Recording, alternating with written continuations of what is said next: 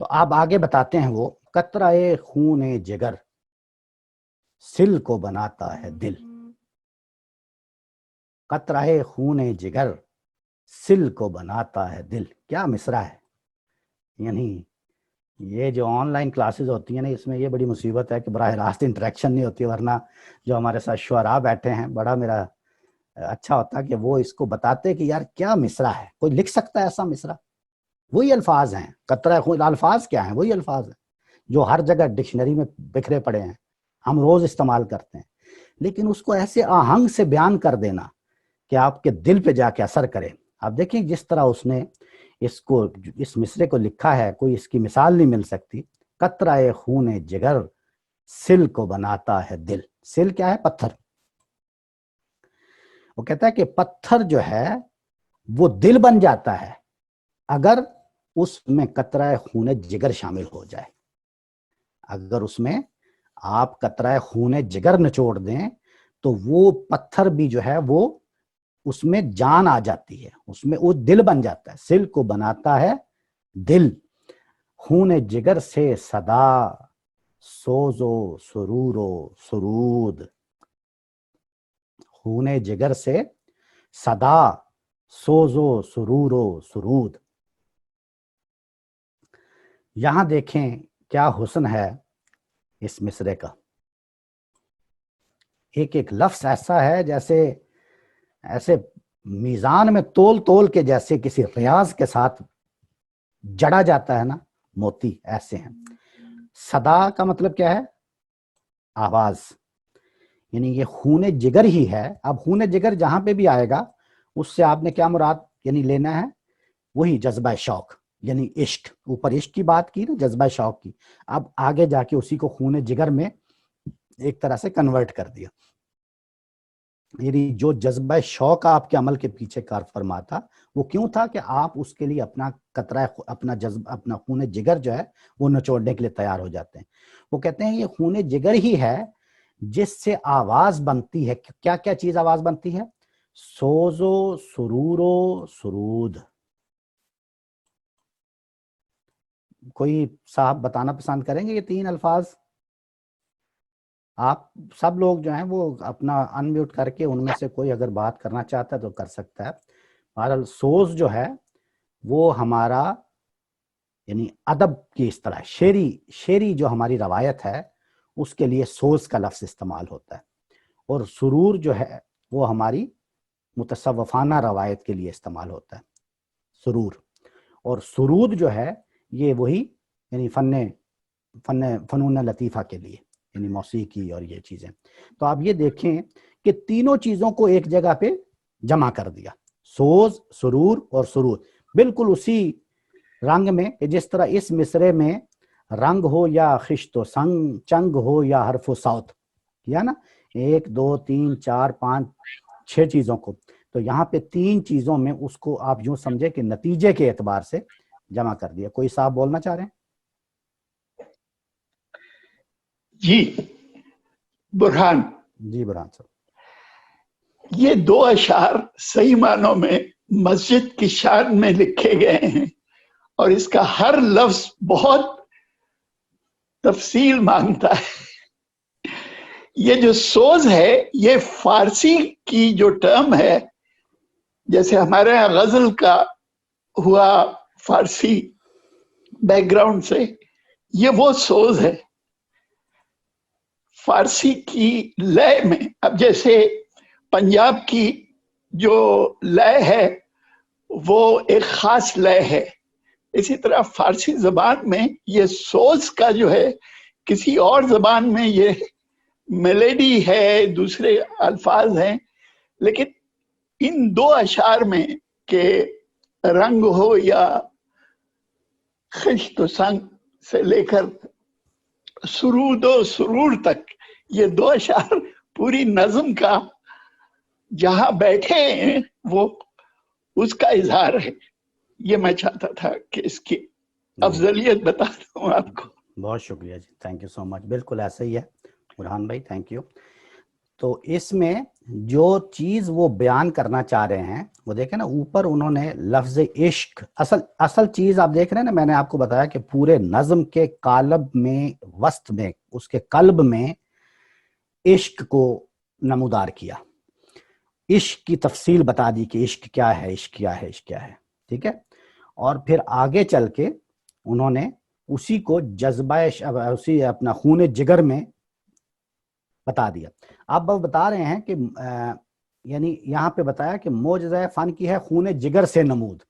یہ جتنے بھی انہوں نے چیزیں بتائیں، رنگ، خشت، سنگ، چنگ، حرف، صوت، جتنے بھی ہیں، ان میں سے جو چیزیں معجزہ فن بنتی ہیں، یعنی جو اپنے اس گراف کے پیک پہ پہنچتی ہیں، اس کے کلائمیکس پہ پہنچتی ہیں، اس کا سبب کیا ہے؟ اس کا سبب خون جگر ہے. اور خون جگر سے کیا مراد ہے کہ وہی، یعنی آپ ہدف ایک، نصب العین ایک، اس کے لیے جن من دھن کا قربانی دے دینا، یہ ہے آپ خون جگر کا آخری قط. وہ ہے نا کہ اپنا کیا ان کا بڑا مشہور شعر ہے، تار آنکھیں تو ہو جاتی ہیں پر کیا لذت اس رونے میں، جب خون جگر کی آمیزش سے اشک پیازی بن نہ سکا. تو یہ خون جگر کی جو آمیزش ہے، یہ اس پر اب ان کا زور ہے، یہی ان کا پیغام ہے. آپ دیکھیں گے کہ پورے ان کے کلام میں یہ چیز جو ہے وہ بکھری پڑی ہے، جگہ جگہ پہ آپ کو ملے گی. تو یہاں پہ کیا بتایا؟ قطرہ خون جگر سل کو بناتا ہے. یہ دیکھیں آخری شکل میں اس کو بیان کر دیا. مسجد مخاطب ہے نا، اے حرم قرطبہ، اس کو مخاطب کر کے کہہ رہے ہیں کہ یہ جو تیرے جو سلے لگی ہوئی ہیں نا، جو جس پتھر سے تو بنی ہوئی ہے، یہ محض پتھر نہیں لگے. یہ جو بنانے والے ہیں، انہوں نے اس کے بنانے میں اپنا قطرہ خون، اپنا قطرہ خون جگر جو ہے وہ نچوڑ کے رکھ دیا ہے. اور اس کا نتیجہ کیا نکلا ہے کہ یہ جو تیری سل ہے یہ دل بن گئی ہے. یعنی یہ جذبات رکھتی ہے اور یہ جان رکھتی ہے، یہ مخاطب ہے مجھ سے. اور کیا وجہ ہے کہ جو بنانے والے ہیں انہوں نے اس کو معجزہ فن بنا دیا ہے. اور معجزہ فن بنانے کے لیے کیا چیز ضروری تھی؟ خون جگر اس سے نمود ہوئی ہے. ٹھیک ہے جی. تو یہ تیری فضا، اس میں اچھا ہاں، تو خون جگر سے صدا سوز و سرور و سرود. اس میں کیا حسن ہے، اس میں خوبی کیا ہے شعر کی، کہ انہوں نے جس طرح اوپر 6 چیزیں لکھی ہیں، ایک ایک چیز کو جمع کر دیا ہے. معجزہ، اس کی تعمیم تھی، اس میں ایک تعمیم تھی. یہاں اسی کو ایک تخصیص دے کے، یہ تینوں ہی روایات ہیں ہمارے یہاں. آپ دیکھیں سوز جو ہے، جس کا ابھی برہان صاحب نے بھی وضاحت کی ہے، یہ فارسی زبان کا جو لفظ سوختن ہے نا، سوختن، یہ اس کا مصدر کیا ہے؟ سوختن. تو اس سے یہ بنا ہوا لفظ، اس کا مشتق ہے یہ سوز. اس کا مطلب، اصل مطلب ہوتا ہے جلنا یا جلانا، سوختن. تو سوز کا مطلب، یہ اصل میں تو اس کا لغوی معنی جو ہے وہ یہاں پہ مراد نہیں ہے. یہاں پہ تو اس کی یعنی تلمیح ہے، یہ تلمیحات ہیں. کیا تلمیح ہے؟ کہ یعنی جو ہمارا ادب ہے، جتنا بھی ہمارا لٹریچر ہے، خاص طور پہ یہ ہماری مشرق کا، اس کی یہ ایک اصطلاح بن چکی ہے. سوز جہاں پہ بھی آئے گا اس سے مراد ہمارا شعری ادب ہوگا. اور سرور سے کیا مراد ہے؟ تصوف. ان کے جو سلوک ہیں، ان کی جو ریاضتیں ہیں، ان کے جو چلے ہیں، جو بھی ان کی چیزیں ہوتی ہیں، اس کا حاصل کیا ہوتا ہے؟ سرور. اور سرود کیا ہے؟ یعنی فن موسیقی اور اس سے متعلق جتنی بھی چیزیں ہیں. تو اس کو سمیٹ کے رکھ دیا. تو اب یہ ساری چیزوں کو جمع کرنے کا مقصد کیا تھا؟ ایک لفظ کو وضاحت کرنا چاہتے ہیں، اور وہ لفظ کیا ہے؟ خون جگر. اب اس کو مسجد چونکہ مخاطب ہے، تو اب اس کو کہہ رہے ہیں کہ تیری فضا دل فروز، میری نوا سینہ سوز. یہ دیکھیں، یعنی کوئی مصرع ایسا ہے کہ جس میں آپ کو رک کے یہ دیکھنا پڑے، رک کے یہ دیکھنا نہ پڑے کہ کیا اس میں حسن ہے. اب اس مصرع میں کیا حسن ہے؟ اس میں یہ حسن ہے کہ انتہائی خاموشی سے شاعر نے اپنا وجود داخل کر دیا نظم میں. جس طرح آپ دیکھتے ہیں نا، وہ فلم کے وسط میں ہیرو داخل ہو جاتا ہے، دیکھا ہے نا آپ نے. تو یہ اب ہیرو جو ہے وہ داخل ہو، جو ایک لفظ لیا صرف میری، اوپر پوری نظم میں پورے کے پورے، نہ اس کے تشبیب میں، نہ اس کی تمہید میں، نہ اس کے گریز، کہیں کوئی ذکر نہیں ہے. ایک لفظ کا اضافہ کیا، تیری فضا دل فروز، میری نوا سینہ سوز. اپنے آپ کو داخل کر دیا. کیا خوبصورتی ہے. تیری فضا دل فروز میری نوا سینہ سوز. اب اور دوسرا کام کیا کیا کہ ایک معجزہ فن تھا مسجد سامنے ہے, وہ اس مسجد میں بیٹھے ہوئے ہیں, وہ معجزہ فن ہے, اور اس کو بتا دیا کہ تیرا ایک ایک پتھر جو ہے وہ کیا ہے, دل ہے, تیری ایک ایک سل دل ہے. کیوں؟ کیونکہ بنانے والوں نے اس میں خون جگر نچوڑ کے رکھ دیا ہے, ان کا عشق کار فرما تھا. لیکن اس کو اتنا ہائپ دے کے, اس کو کمال درجے پر پہنچا کے, اس مسجد کو مخاطب کر کے اپنے آپ کو اس کے تقابل میں لے آئے ہیں. خود کو علامہ اقبال اپنے آپ کو, یعنی وہ اپنے آپ کو کوئی معمولی چیز نہیں, وہ کوئی ایسا نہیں کہ خاکسار یا آخر الآباد یا اس طرح ان کے کلام میں یہ نہیں ہے. وہ اپنے آپ کو ساتھ تقابل رکھ کے رکھیں گے. یعنی اس کی مثالیں بھی آپ کو کلام اقبال میں جگہ جگہ مل جائیں گی. وہ کہتے ہیں نا, کیا خوبصورت شعر ہے جی ان کا, کہ محمد بھی تیرا قرآن بھی, محمد بھی تیرا جبریل بھی قرآن بھی تیرا, محمد بھی تیرا جبریل بھی قرآن بھی تیرا, مگر یہ حرف شیری ترجمہ تیرا ہے یا میرا. یعنی ہے یہ شان ہے نا, کوئی ہے جرت ایسی کوئی کلام وجود میں لا سکے. یہ اللہ تعالیٰ کو وہ مخاطب کر رہے ہیں کہ اے باری تعالیٰ, محمد بھی تیرا, جبریل بھی, قرآن بھی تیرا, مگر یہ حرف شیری, حرف شیری سمجھتے ہیں نا, یعنی کلام اقبال, کلام اقبال کو حرف شیری کہہ رہے ہیں اپنے کلام کو, یہ حرف شیری ترجمہ تیرا ہے یا میرا. یعنی اے اللہ, یہ بھی تو تیرا ہی الہام ہے نا, یہ بھی تو تیرے پیغام کا ترجمان ہے. تو اینی ہاؤ, یہ تو اس میں نے ایک بتایا آپ کو کہ وہ اپنے کلام کو یا اپنے وجود کو, یہاں پہ بھی وہ اپنے وجود کو شامل کرتے ہیں اور اسی کو مخاطب کر کے کہہ رہے ہیں. آپ دیکھیں, اور اس کو بتاتے ہیں کہ میں کیا ہوں, محض میں ایسی نہیں, تیری فضا دل فروز میری نوا سینہ سوز. اگر تیری یہ فضا جو ہے, تیرا یہ جو ایٹماسفیئر جس میں میں بیٹھا ہوا ہوں, اگر یہ دل فروز ہے, اگر یہ دلوں کو زندگی جلا بخشتا ہے, تو میری جو آواز ہے, میں چونکہ ایک شاعر ہوں, تو میرا جو کلام ہے, میری جو آواز ہے, وہ بھی کوئی کم نہیں ہے. جتنی مقدس تیری فضا ہے اتنا ہی محرک میری نوا ہے. تو دل فروز ہے تو میں سینہ سوز ہوں. میری آواز بھی سینوں میں ٹھک کر کے لگتی ہے, ٹھک کر کے لگتی ہے, وہ سینوں کو سوختہ کر دیتی ہے. ٹھیک ہے, یہاں پہ سینہ اور دل ایک طرح سے ہم معنی ہیں, یعنی دل سوز اور سینہ فروز. تیری فضا دل فروز میری نوا سینہ سوز. کیا خوبصورت ہے, کیا دیکھیں, یعنی لذت. آئی ڈونٹ نو آپ لوگ اس طرح اس سے حظ اٹھا رہے ہیں. تجھ سے دلوں کا حضور, مجھ سے دلوں کی کشود.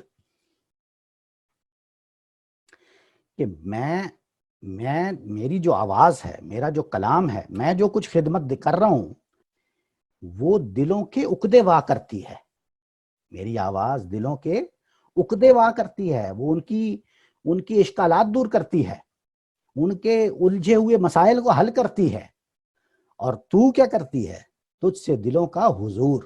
تو ان کو, یعنی وہ یعنی ان کے دلوں کا حضور سے کیا مراد ہے, یعنی ان کو وہ کیفیت تو پہنچاتی, حضور کی کیفیت, حضور کی کیفیت, یعنی جس میں آپ ایک کسی اور ہی دنیا میں چلے جاتے ہیں, کسی اور ہی جزیرے میں پہنچ جاتے ہیں.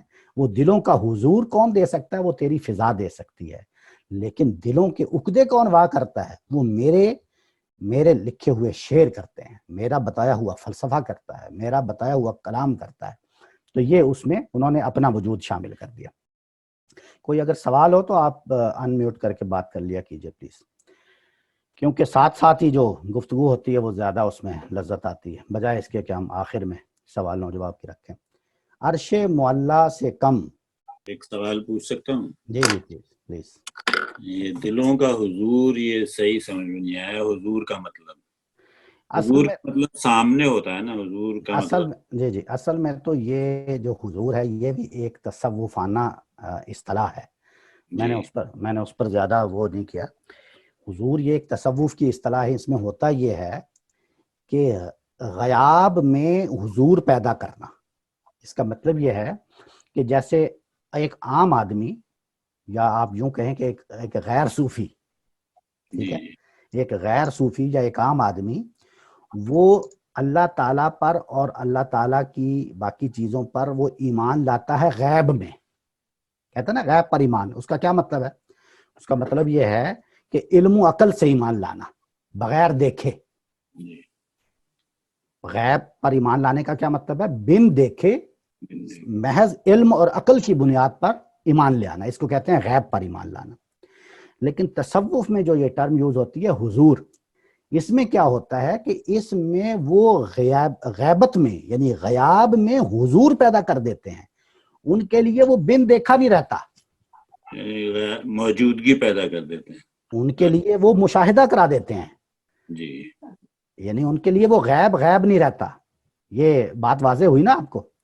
جی. تو یہ جو ایک کیفیت ہے, ایک خاص کیفیت ہوتی ہے جس کو حضور کی کیفیت کہتے ہیں. اس کیفیت کو حضور کی کیفیت کہتے ہیں. اور اس میں یعنی تجھ سے دلوں کا حضور کہہ کے ایک طرح سے اس کا اتنا مرتبہ بلند کر دیا ہے کہ تیری فضا میں بیٹھنے سے, تیرے اندر یہاں بیٹھنے سے وہ کیفیت پیدا ہو جاتی ہے جو آپ یوں کہہ لیں کہ کسی صوفی کو اپنی کسی ریاضت کے بعد اس غیاب میں حضور پیدا کرنے کے لیے ہوتی ہے. یہ اب واضح ہوا یا زیادہ کمپلیکیٹ ہو گیا؟ ہاں تھوڑا ہو گیا واضح. اور کشود کا کیا سینس ہے؟ مجھ سے دلوں کشود کا مطلب دلوں کے عقدے واق کرنا, یعنی کھولنا. کشادہ کرنے سے مطلب ہے کشادہ نہیں, اس کا مطلب یہ ہے کہ یعنی میں چونکہ فلسفہ دان ہوں, میں چونکہ علم الکلام متکلم ہوں, میں چونکہ شاعر ہوں, اس لیے میری جو نوا ہے, میری جو آواز ہے, میرا جو کلام ہے, اس سے لوگوں کے دلوں میں جو اشکالات پیدا ہوتے ہیں, جو سوال پیدا ہوتے ہیں, جو مسئلے پیدا ہوتے ہیں, ان عقدوں کو میں وا کرتا ہوں. ٹھیک ہے نا. تو یہ اپنے آپ کو اس کے تقابل میں رکھا ہے کہ میں کوئی کم چیز نہیں ہوں. یعنی اصل چیز یہ ہے کہ یہ بڑی بات ہے کہ تو غیاب میں حضور پیدا کر رہی ہے. تیری فضا جو ہے, یہ آپ سمجھ رہے ہیں نا کہ مسجد کو مخاطب کر کے, اور محض مسجد نہیں, اس کو حرم قرطبہ کہہ کے, اس کو مخاطب کہہ کے اس کو کہہ رہے ہیں کہ تو بڑی چیز ہے کہ تو غیاب میں حضور پیدا کر رہی ہے. لیکن مجھے کیا تو کوئی کم سمجھتی ہے؟ میں اس چیز کا کشود کرتا ہوں جس میں ایمان پایا جاتا ہے. میں راستے کھولتا ہوں تو تیری طرف آتے ہیں لوگ. یعنی میں ان کے ایمانیات میں جو اشکالات پیدا ہوتے ہیں ان کے عقدے وا کرتا ہوں.